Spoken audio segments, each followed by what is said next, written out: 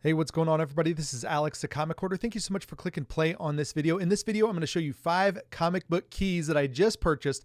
They're all foundational comic books. You should be able to recognize every single one of these keys, but there is one that goes under the radar. For video game and comic book collectors, this could be your holy grail. Hopefully you guys are excited. Here we go.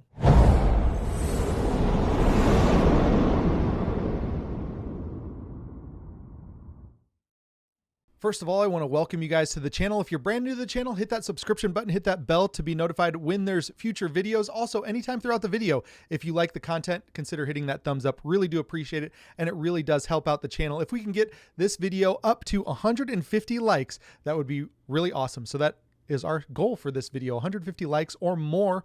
Thank you so much in advance for that. Now, foundational comic books are comic books that are universally recognized. I came up with this term because there are keys all over the place, but yet they're not necessarily universally recognized by any single comic book collector. So if a dealer's going through your comic book collection, if your neighbor who loves comic books is looking at your collection and trying to pick out the keys or value your comic book collection based on the keys, these are the books that they're probably going to pull out and say, oh, there's a key.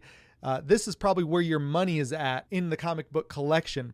So they increase the overall eye appeal of your collection. You know, when you've got a lot of these foundational comic books in your collection, people are like, that's a pretty cool collection.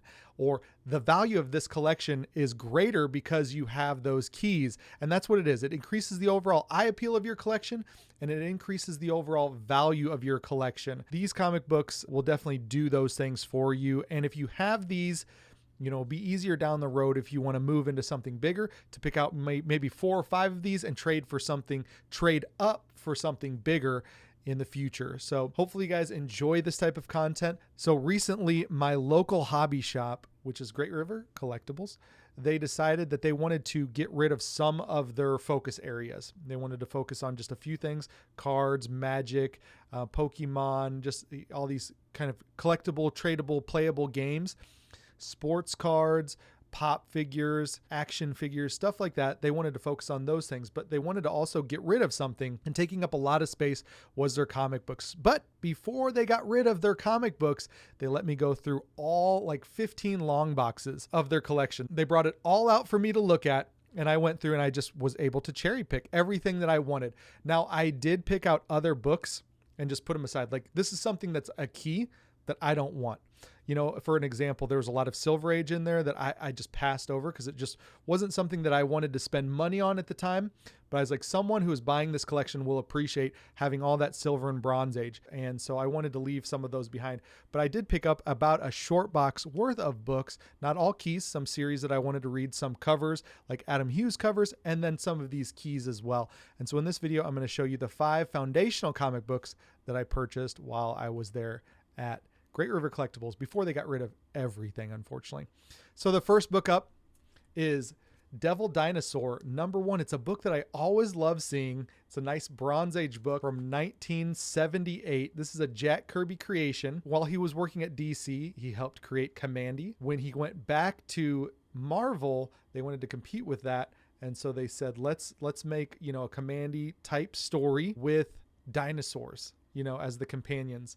So this is a really cool book. Really do love this. That is Moon Boy, his little ape-like companion guy, and Dinosaur, obviously. So this is when dinosaurs and these ape-like humanoids roam the earth together. So Dinosaur #1. I paid about $140 for all of these keys here together, I believe, but I can't remember what I paid specifically for each one of these because it was grouped up with other books at the time. But this book can go from anywhere from $15 to $20. That's where I would stick to if I was purchasing this book, or if you were searching for this one. Don't pay any more than that. If you're going to pay any less than that, you know, be careful because it might be a very low condition copy, but anywhere from 15 to 20 bucks and you should have a decent copy. Now this one is about mid-grade, about 4.5 to 5.0. There's a crease up here. There's a couple spine ticks, and there's a little tiny chunk missing out in this bottom corner. But other than that, pretty nice, presentable, readable copy. Really happy to have Dinosaur #1. foundational comic book. Absolutely, I think everyone knows what this key is. Next book up is Red Sonja #1 from 1977. This is a really cool book as well. I think everyone knows what this key is. Her cameo appearance was in Conan the Barbarian, I believe 23, and then first full appearance and cover appearance and on 24. And so this is her first ongoing series. Now, this was created by Roy Thomas and Barry Windsor Smith, or Red Sonja was created by those two creators at Marvel.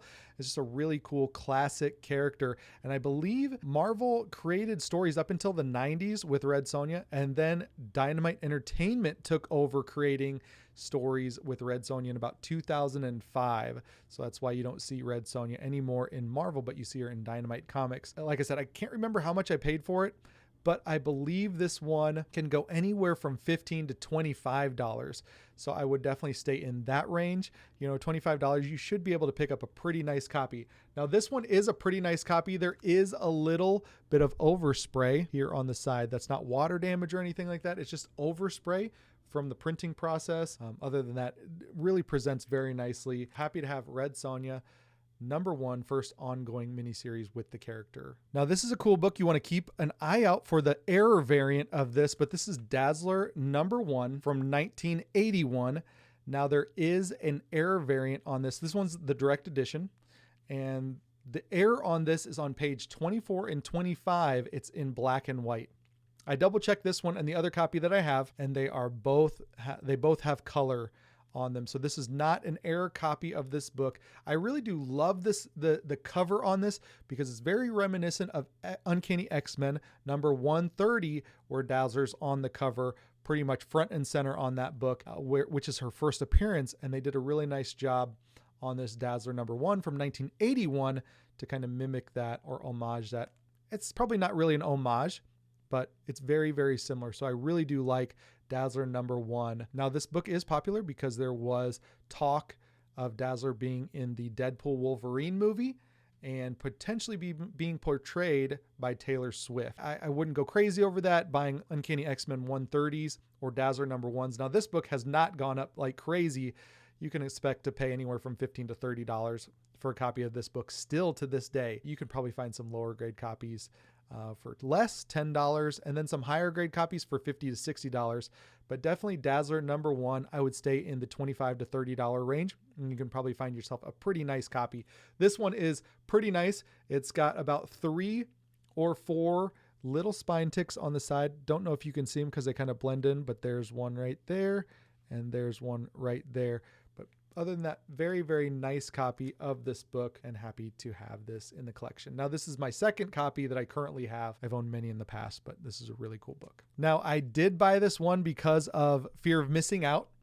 X-Men 97 was going on, and I picked up this book because in the cartoon, I can't remember what episode it was, maybe 3 or 4, the X-Men kind of suited up for battle, and they put on these classic costumes. Now, this is X-Men #39 from 1966, I believe. And this is the first appearance of the new costumes, or the debut of their new costumes.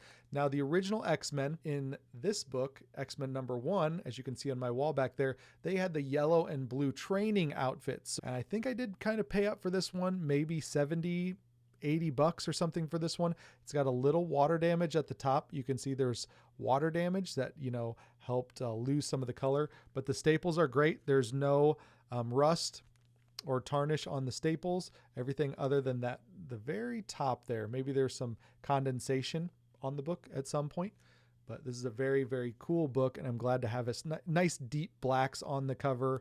Colors pop really nicely on this now, except for up there at the top.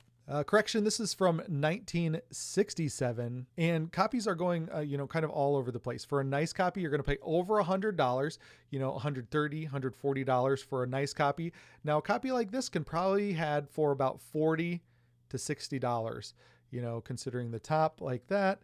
The spine's pretty nice. The bottom's pretty nice.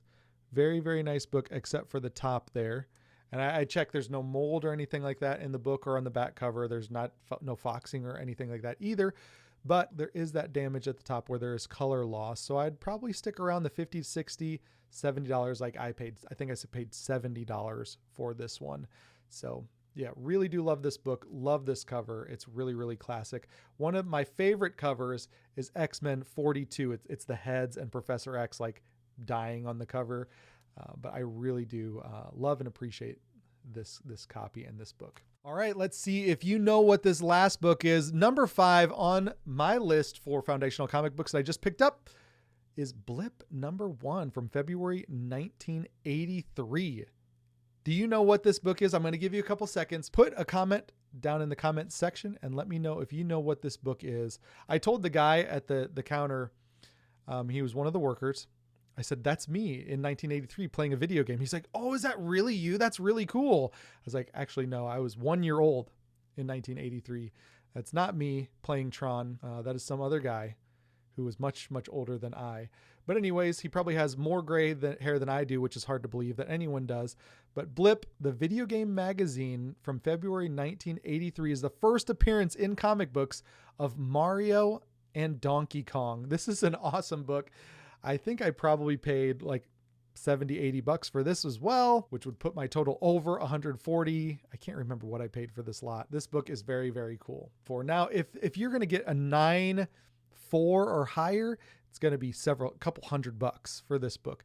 But this copy, which is probably around a 7.0, 7.5, it's going to be 50 to 70 bucks. Just like kind of everything else in this haul. You can still get these books affordably. I was so happy to find Blip, the video game magazine, February 1983. I did a short, so you can go back in the videos and find the short where I was digging through the box and it's like, holy crap, Blip number 1. This is the first appearance of Mario.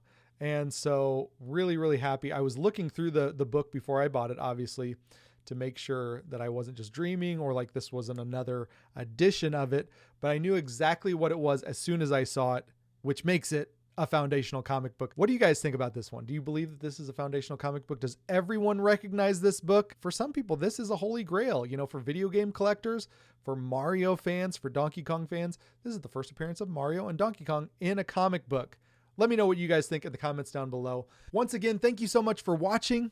If you're brand new to the channel, hit that subscription button. Love to have you around for future videos. And you can also watch some of the older videos. You guys hit that thumbs up. Really do appreciate that as well. Comment down below and I will talk to you all on the next one. Thanks a lot. See you. Bye.